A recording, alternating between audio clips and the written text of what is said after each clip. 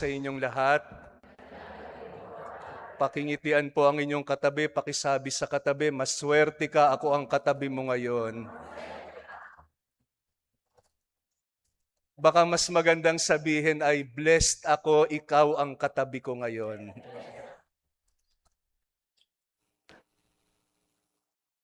Noon pong nakaraang linggo ay birthday ng nanay ko. Ipinanganak po ang nanay ko August 9, 1951. Kaya kung buhay pa siya ay 75 years old na siya ngayong taong ito. Umuwi ako sa nanay ko sa kanyang himlayan sa Pateros para umuwi sa puso ng nanay ko. At 2 araw matapos ipanganak ang aking nanay ay itinatag ni Arsobispo Gabriel M. Reyes ang parokyang ito bilang parokya ng Mahal na Birhen ng Peñafrancia. Kaya magka-birthday ang nanay ko at ang parokyang ito. Pareho silang 75 years old. At dahil dito ay umuuwi din ako dito sa puso ni Inang Peñafrancia. Habang pinagmamasdan ko po kayo ay hindi ko nakakalimutan yung maraming karanasan ng kabutihan at pagmamahal dito sa pamayanang ito. Noon pong namatay ang lola ko ay nalagutan siya ng hininga sa yakap ng aking nanay. At kinikwento ng aking nanay na ang mga huling salita ng aking lola, sabi niya, "Salamat sa pag-aalaga mo sa akin. Hindi ka pababayaan ng Diyos, hindi ka pababayaan ng mga anak mo, kasi hindi mo ko pinabayaan." At nalagutan daw ng hininga ang aking nanay, ang aking lola. Kaya po ang pangako ko sa nanay ko, pagtanda niya ay aalagaan ko siya. Pero bata pong namatay ang nanay ko, 62 years old, 2 taon bago po ako malipat dito sa Peñafrancia. Kaya po yung pangako ko sa nanay ko na aalagaan ko siya sa kanyang pagtanda, ibinuhos ko po yung pagmamahal ko sa pagmamahal sa pamayanang ito. Kaya umuwi po ako ngayong 75 years old din po ang ating parokya. Nung naghahanda po ako ng aking homilya, nanay ko rin po ang naalala ko. Grade 3 po ako ng ibang bansa ang aking tatay para doon magtrabaho. At ako po yung panganay, sa akin po binilin yung 2 kong kapatid at ang aking nanay, ako raw ang magiging tatay ng pamilya habang malayo siya. Kapag ka po kailangang tumawag at mangamusta sa aking tatay, ako po yung taga-dial. Ako po yung taga-tawag. Pero tatay ko po ang nagbabayad. Collect call po ang tawag namin noon. Nung grade 6 po ako, hindi ko po makakalimutan na pagtawag ko po, sumagot yung operator, sabi po niya, wala daw doon ang tatay ko, nasa ospital kasi manganganak ang misis. Tinignan ko po ang nanay ko, sabi ko, hindi ko naman nakita nanay ko na buntis nung nakaraang 9 na buwan.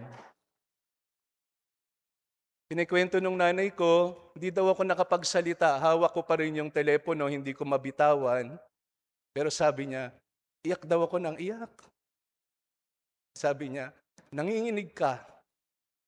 Sabi niya, hindi ko makakalimutan yung ginawa ng nanay ko kasi nung nasabi ko na sa kanya at sa mga kapatid ko, sumunod namang umiyak yung 2 kong kapatid. Alam niyo po, pinagkasya niya kami sa kanyang mga bisig, sa kanyang yakap. Niyakap niya kaming 3 mga anak niya kasi alam niya na nasasaktan kami. At ang hindi ko makakalimutan na ginawa ng nanay ko, hinagod niya ng hinagod yung mga dibdib naming magkakapatid. Paulit-ulit niyang hinagod. Tapos, dahan-dahan niyang nililipat sa kanyang puso. Sabi niya sa amin, huwag kayong magagalit sa papa niyo. Patawarin niyo ang papa ninyo, hindi pwedeng galit kayo sa inyong papa. Paulit-ulit. Parang sinasabi ng nanay ko, akin na lang yung nararamdaman yung galit. Akin na lang yung nararamdaman yung masakit. Ako na lang ang magdadala ng mabigat na dinadali ninyo sa inyong mga puso. Napansin niyo po sunod-sunod sa mga araw na ito ay ipinapaalala sa atin ng Panginoon na ang pinakamahalaga sa buhay ng pagsunod natin sa Kanya ay mga relasyon, mga ugnayan. At sa mga relasyon na ito, dumadating yung panahon, nagkakaroon ng lamat. Nasasaktan natin ang bawat isa. Kaya nga, nagmumungkahi din sa Jesus, paano natin haharapin yung mga pagkakataong nakakasakit tayo sa bawat isa, nagkakaroon ng lamat ang ating mga relasyon. Hindi niyo po ba napansin taon-taon, ito po ang mga pagbasa, tuwing ipagdiriwang ng parokya ang anibersaryo ng kanyang pagkakatatag. Kasi sa isang parokya, ang pinakamahalaga ay mga ugnayan. Meron po akong isang kasal na dinaluhan, napakaganda po nung payo nung kapatid na lalaki sa mag-asawang kinasal. Sabi niya, "My prayer for you, may every situation be an opportunity for you to love, understand, and forgive one another." At sa araw pong ito, ang itinuturo ni Jesus sa ating ebanghelyo ay pagpapatawad. May mga sugat po kasi na malalim.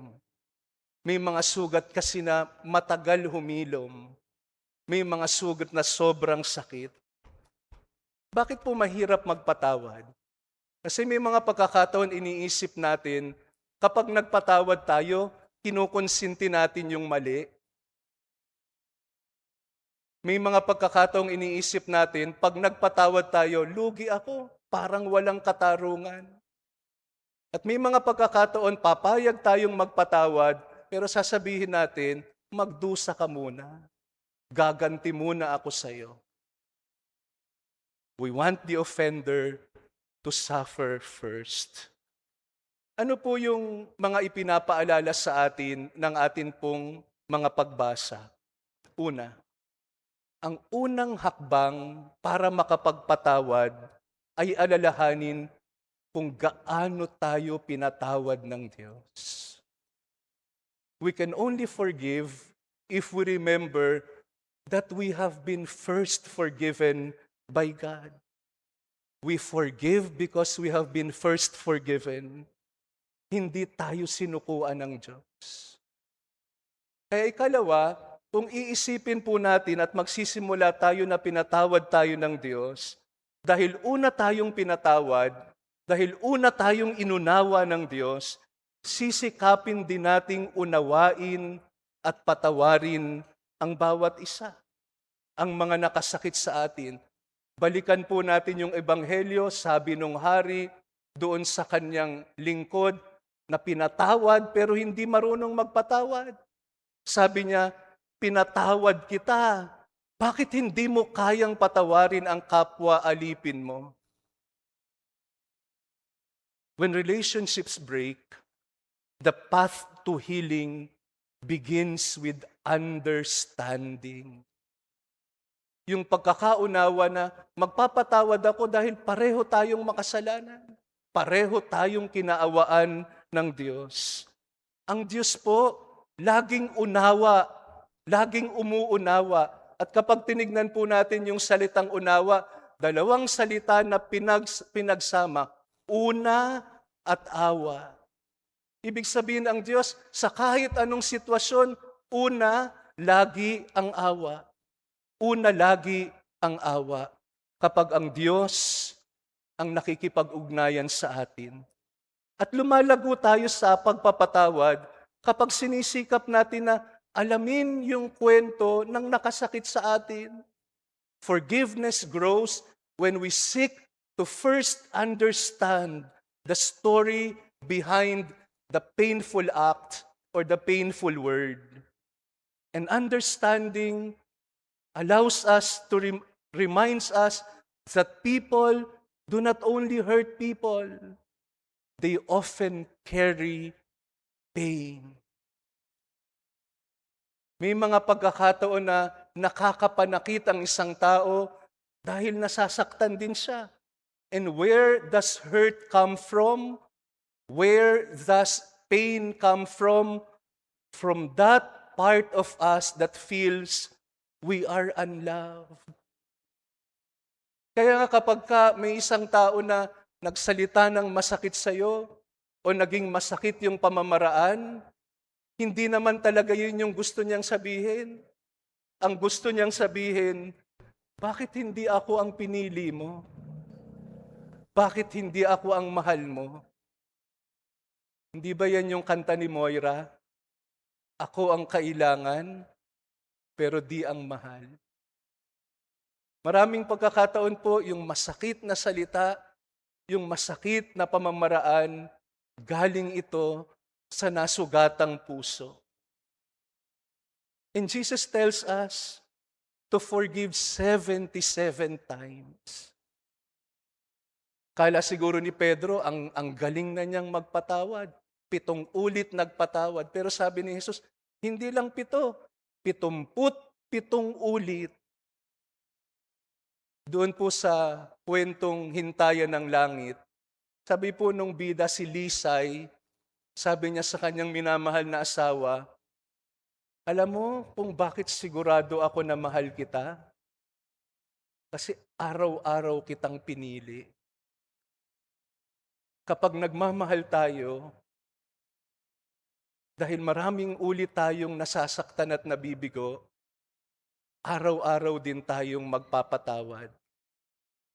Sabi po ni Ronald Rolheiser, kapag dumating na tayo sa kalahati ng buhay natin, 3 na lang daw po yung spiritual vocabularies na mahalaga.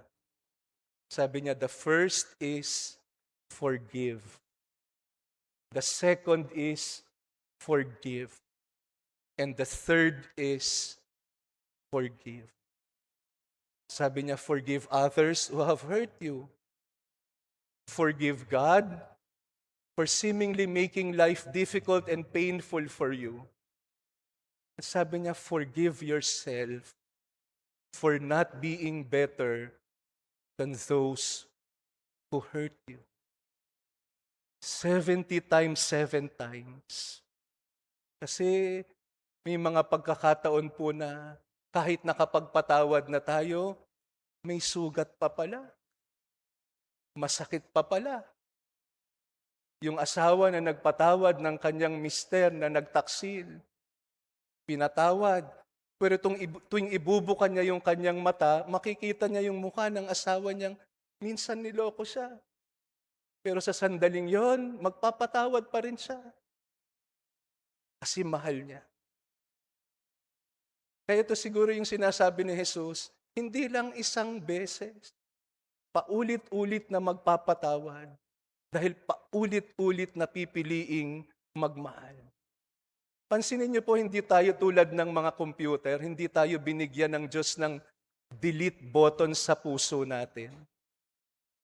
Kasi hindi naman tayo binigyan ng kakayahan na kapag nasaktan tayo, i-delete natin yung taong nakasakit sa atin. O kaya kapag masama yung loob natin, pwedeng i-delete na lang natin yung masamang nararamdaman natin. Ang ibinigay lang ng Diyos na kakayahan sa atin, magpatawad. Kaya nga sa bawat sitwasyon, ito rin sana yung panalangin natin sa bawat isa. May every situation be an opportunity for us in this parish community to love, forgive, and understand one another. At darating talaga yung panahon, mahirap magpatawad. Tuwing magpapasya tayong magpatawad, mahihirapan pa rin tayo. Babaling tayo kay Jesus. Sa krus, tinuruan tayo ni Jesus, kapag mahirap magpatawad, hilingin muna sa Diyos na magpatawad. Father, forgive them, for they do not know what they are doing.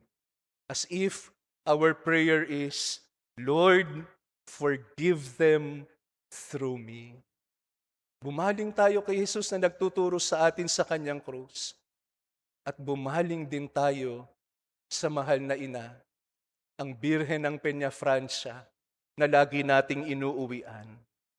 Sabi po ni San Lucas, Mary kept all these things, treasured all these things in her heart. Hindi lang po siguro kwento ni Jesus yung iningatan ni Maria sa kanyang puso.